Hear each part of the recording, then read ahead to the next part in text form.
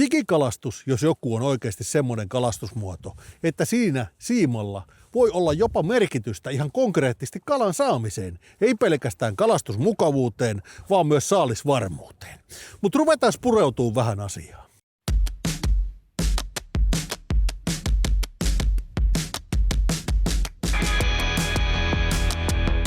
Nyt heti alkuun todettakoon se, että me ei nyt keskitytä erilaisiin jigirigauksiin.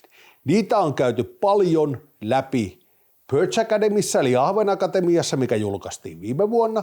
Ja niitä tullaan käymään läpi. Me puhutaan perukkeista vielä siimakoulun aikana, koska siihen puoleen se liittyy enemmänkin. Mutta nyt kun lähdetään käymään sitten läpi, niin käydään ensin ihan perusasioita. Monofiilisiima ei ole hyvä vaihtoehto jigikalastukseen. Miksi? Monofiili joustaa merkittävästi, ohuilla paksuuksilla huomattavasti vielä enemmän, ja kun on käytössä pehmeät välineet, se saalisvarmuus heikkenee aika lailla ja tulee tärppisoppaa, varsinkin kuhan osalta. Toinen asia. Mitkä on jigikalastuksen kannalta tärkeitä asioita? Matalassa jikatessa hankauskesto, syvemmällä jikattaessa hyvä tuntuma ja nopeus. Siiman näkyminen ja sen lisäksi vielä se, että sitä siimaa on mukava käyttää. Ja lisäksi sitä pitää mahtua tällaiselle pienelle kelalle riittävästi, eli näidenkin syiden takia se monofiili ei ole vaihtoehto meille jikisiimana. Mutta ruvetaan käymään läpi. Aloitetaan nyt vaikka matalan veden jikikalastusta ensin. Me kalastetaan kesällä lämpimässä kivikoita, me kalastetaan vielä loppukesästä lämpimässä salakkaparvia, vitaikoita, erilaisia paikkoja. Mitä haasteita meille tulee siiman valinnassa? Yleensäkin se, että kasvustossa ja kivikossa se siima kohtaa aika usein jotakin struktuuria, mitä on veden alla. Sen pintakovuus, sen keston täytyy olla siellä matalassa hyvä. Se ei saa kulua. Ohuilla siimoilla se löyhtyminen on tosi huono homma. Eli se tarkoittaa, että se siiman rakenne alkaa heikkenemään ja siitä tulee sellaista vähän niin kuin pumpulia. Se heikkenee, se ei pysy kasassa. Ja jos se joutuu oikeasti struktuurien kanssa tekemiseen, kivikkoihin ja muihin, niin se löyhtyminen nopeutuu huomattavasti. Ja tämä aiheuttaa sen, että se siima katkee siitä kohdasta helposti ja me joudutaan seuraamaan sitä siimaa koko ajan, ettei sinne synny niitä heikkoja kohtia. Totta kai me käytetään peruketta, fluorokarbonia siellä alkupäässä, joka ottaa sen kaikkein kovimman rasituksen vastaan. Mutta matalassa sitä siimaa on paljon ulkona ja nimenomaan se kaikki on siellä kivikoissa kasvustoseassa. Niin tästä syystä sen siiman on siellä matalassa jikatessa syytä olla tietyn tyyppistä. Itse on tykännyt käyttää siellä kovapintaisia siimoja, kovapintaisia kuitusiimoja, liukkaita, jotka on pitkäheittoisia, mutta sellaisia, mitkä ei löydy eikä se rakenne oikeastaan muutu. Jotkut ei välttämättä niistä jäykistä siimoista tykkää, koska niissä on semmoinen tietynlainen muisti verrattuna löysiin, mutta se rakenne pehmenee pikkuhiljaa ja se siiman käyttömukavuus kasvaa käytön kautta. 2 vaihtoehtoa sinne kivikkoihin. Klassinen Fireline päivitettynä, pyöreä, erittäin kestävä fuusiosiima. Kestää hankausta todella paljon. Mainio kaveri matalassa. Ja voisi sanoa, että päivitetty Fireline uusi Berkeley Forwardi, mikä on lähes täysin pyöreä, aivan superliukas siima. Matalassa me joudutaan heittämään monta kertaa ne kalapaikat kaukaa. Eli me joudutaan jigaamaan, heittämään se jigi sinne todella pitkälle. Niin silloin sillä pitkäheittoisuudella on paljonkin merkitystä. Ja tästä syystä forwardi on ihan superhyvä siima siihen. Lentää kerta kaikkiaan pitkälle. Minkä takia sitten Fireline ja forwardi on niin kovia siimoja? Niin se rakenne on hieman erilainen. Punottu siima on letitetty. Fuusiosiimat, kaikki kuidut menee suoraan samansuuntaisesti. Se mahdollistaa siihen kovemman rakenteen sille siimalle. Firelineissa kaikki on linjasuorassa, forwardissa ne menee niin kuin pyörii siinä ympärillä. Ei letity, vaan on kaikki samansuuntaisia, mutta se tuo siihen rakenteeseen vielä enemmän pyöreyttä ja tuo siihen myös sitä pitkäheittoisuutta.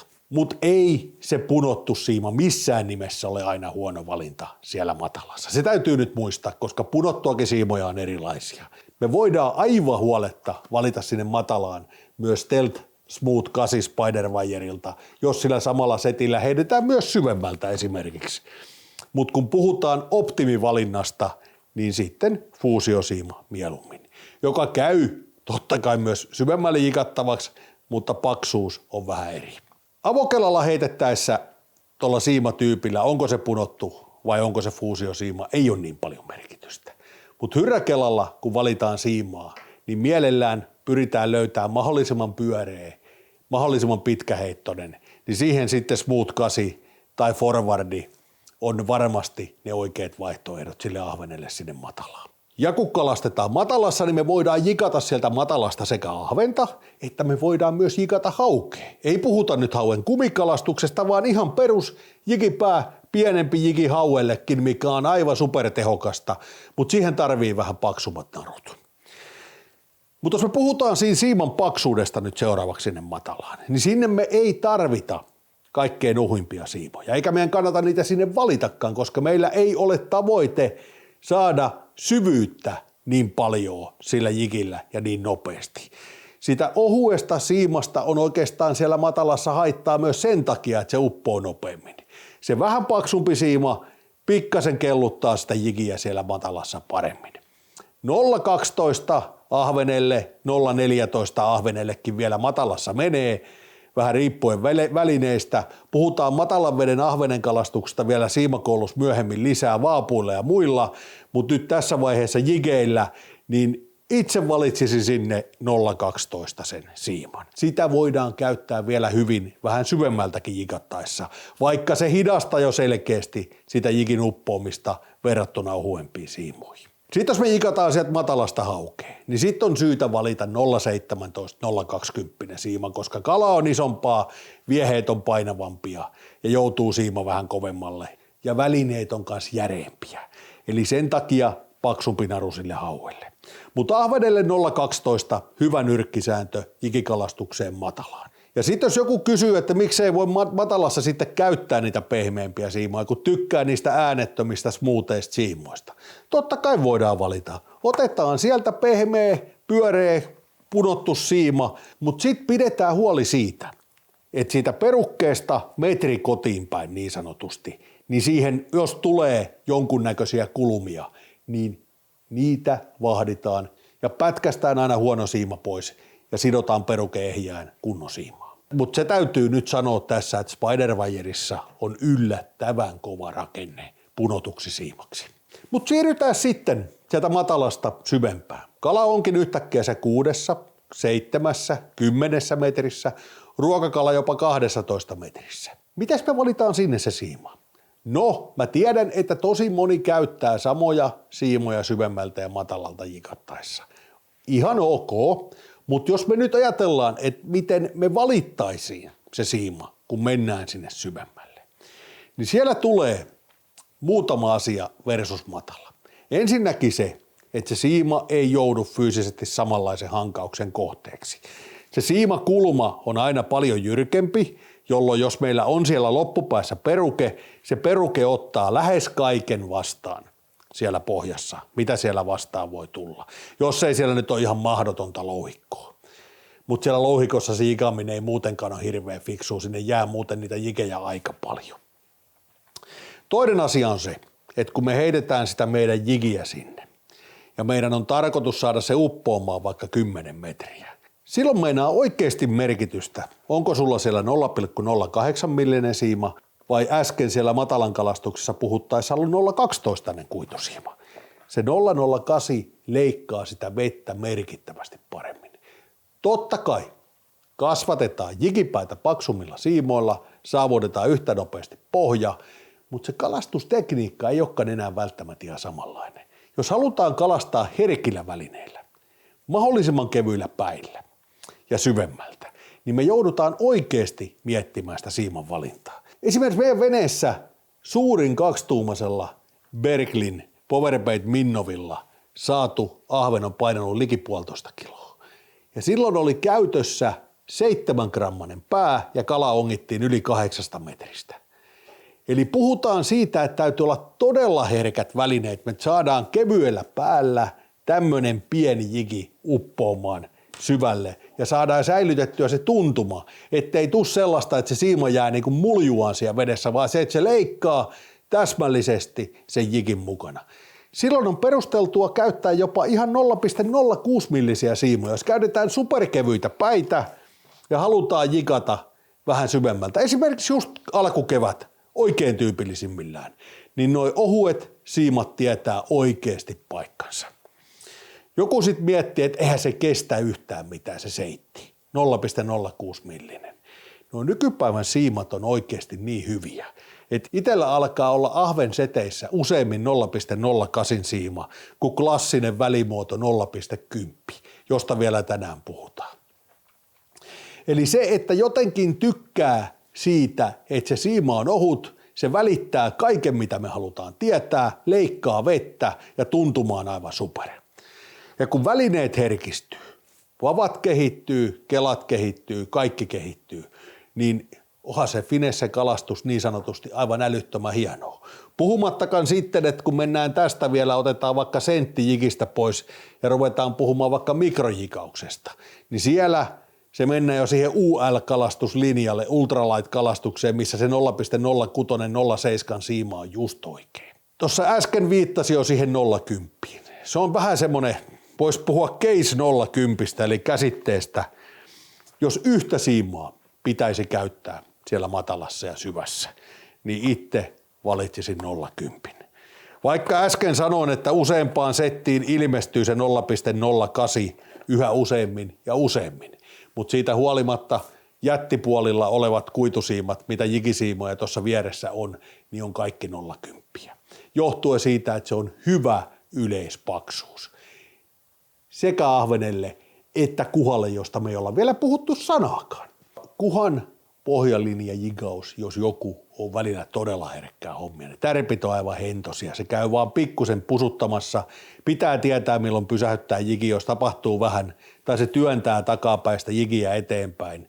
Niin sen takia, vaikka kalastettaisiin vähän isommilla jigeillä, niin toi 0,10 on mun mielestä optiminaru siihen hommaan.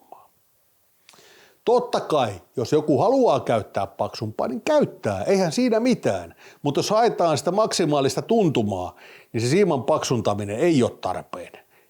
Ajatellen, vaikka siellä olisi 65-70 senttinen kuha, ne on kaikki noussut tähän asti 0,10 kotiin, koska vapa joustaa, kelassa on jarrut ja siimat on kehittynyt merkittävästi. Miten täsmäkalastus eroaa sitten pohjalinjajigauksesta kuhan osalta? Kalat etsitään, ne heitetään nähdyille kaloille. Ne kalat on yleensä välivedessä. Ne harvoin on pohjassa, vaan ne on lähempänä pintaa. Silloin ei ole tarve tehdä välineistä mitenkään superherkkiä.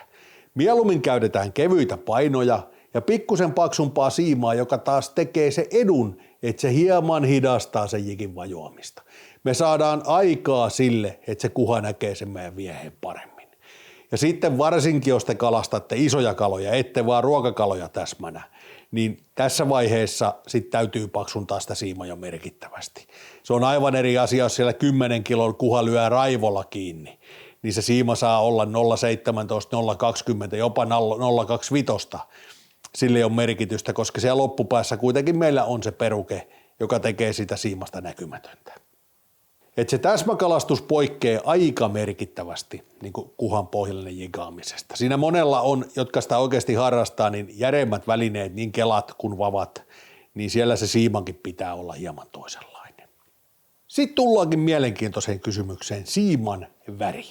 Se on itse asiassa jigikalastuksessa todella olennainen asia.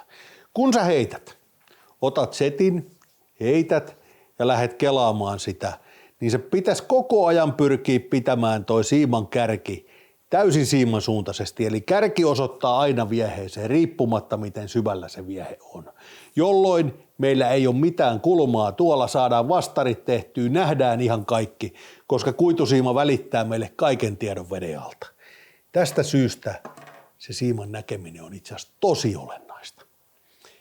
Ja näkeminen sillä että se näkyy niissä olosuhteissa, missä sinä kalastat. Tuossa on esimerkiksi 0,9 millinen spiderwire. Löytyy vihreätä, löytyy gamoväristä, löytyy valkosta, löytyy keltaista. Ja varmasti saattaa löytyä vielä muitakin värejä sieltä kaupan hyllyltä. Eli valintoja on paljon. Mutta tärkeää on se, että mikä väri teidän omaan silmään osuu siellä vesillä parhaiten. Ja tämä ei ole pelkästään se kalastustuntuma, vaan tässä on myös se, että jos sä et kalasta yksin, jos siellä veneessä vesi junnuja tai olette kavereiden kanssa mukana, niin itse asiassa sillä on aika paljon merkitystä, että sä näet myös sen kaverin siimat. Kun te heitätte sieltä veneestä eri suuntiin, niin on kiva nähdä, mihin se kaverin välinen menee, mistä se tulee. Ette te turhaa heitä ristiin tai vaikka täsmälleen vielä pahimmillaan samaan suuntaan, että menee siimat päällekkäin. Tästä syystä sillä siiman värillä on väliä. Jikikalastuksessa aivan varmasti eniten myyty, tai ainakin eniten myytyjä värejä on keltainen. High vis yellow, fluorikeltainen siima, joka näkyy oikeasti hyvin monissa erilaisissa olosuhteissa. Ja toinen, mikä on hyvin näkyvä siima, on valkoinen. Tämä nyt sattuu olemaan oma suosikki, on itse siihen mieltynyt, mutta joku muu saattaa tykätä muusta. Mutta noin kaksi on sellaisia, jotka näkyy erittäin hyvin vaihtelevissa olosuhteissa, kirkkaasta hämärään, sateesta auringonpaisteeseen. Mutta jos me nyt ruvetaan sitten hieman kertaamaan, mitä tässä tuli puhuttua, niin kun te lähdette nyt sinne kauppaan valitsemaan siimaa, niin varmaan sellainen stereotyyppinen lähestyminen. Ahvenelle matalaan tai syvään kuhajigaukseen yleissiimana 0,10. Ahvenelle matalaan. Kun kalastetaan matalia kivikoita 0,12 ja sitten kun lähdetään haukihommiin, niin vähän käytettävistä vieheistä riippuen 0,17, 0,20. 0,20 menee auttavasti sitten myös sinne täsmäpuolelle. Sitten loppuu vinkki. Kun puhutaan jikikalastuksesta kevyillä vieheillä, niin se siimatuntuman yksi pahimpia vihollisia monin paikoin on tuulipussit. Mikä on tuulipussi? Me heitetään, tuuli tarttuu siimaan ennen kuin viehe on vedessä ja tekee sinne semmoisen kaaren löysää siimaa. Ja kun viehe osuu veteen, niin meillä on aika nopeasti saatava kelattua se löysä pois, että me saadaan tuntuma vieheeseen. Mitä tämä sitten haittaa? Niin se tärppi voi tulla nopeasti siinä vaiheessa, kun viehe osuu veteen. Jos siellä on löysää, niin me ei nähdä eikä tunneta tärppiä. Tai pahimmillaan, jos me kalastetaan matalassa, meidän pitäisi saada nopeasti tuntuma vieheeseen, ettei se viehe mene kivikkoon ja tartu sinne, niin meillä jää niitä vieheitä enemmän pohjaa. Miten me eliminoidaan sitten se homma? Heittokalastaessa pidetään tuulisella kelillä sivutuulessa heitot matalina. Pyritään heittämään myötätuuleen, mutta aina se ei ole mahdollista, niin sivutuuleen heitettäessä matalampia heittoja. Suoraviivaisia matalia heittoja. Ja ennen kuin siima osuu veteen, käsipuolan päälle, hyrräkelalla peukalopuolelle. Eli jiki lentää vielä ilmassa, se vetää sen meidän siimapussin pois ennen kuin viehe osuu veteen. Ja sitten kun se osuu veteen, niin välittömästi painetaan vavankärki veteen. Nopea liike veteen. Se liimaa sen lopun siiman veden pintaan, jolloin tuuli ei pääse tarttumaan. Ja toinen asia, millä me eliminoidaan tuulipusseja, ei kasvateta turhaa siiman paksuutta. Syvemmällä kalastettaessa pidetään siiman paksuus siellä 0,08 ja matalassa ei mennä sinne yli 0,12. Jos kalastetaan paljon tuulisia matalia alueita, niin valitaan sinnekin vaikka se 0,10 toisin kuin aiemmin puhuttiin. Jikikalastus on supermonipuolinen kalastusmuoto, eri lajeja, eri tekniikoita, eri paikkatyyppejä. Ja tästä syystä kannattaa myös miettiä siiman valintaa siinä hommassa. Se parantaa nimenomaan teidän saalisvarmuutta ja tuo siihen hommaan mukavuutta, nopeutta ja hyvää tuntumaa. Menkää ehdottomasti jikikalaan, niin lähdetään mekin kireitä siimoja kaikille. Moro!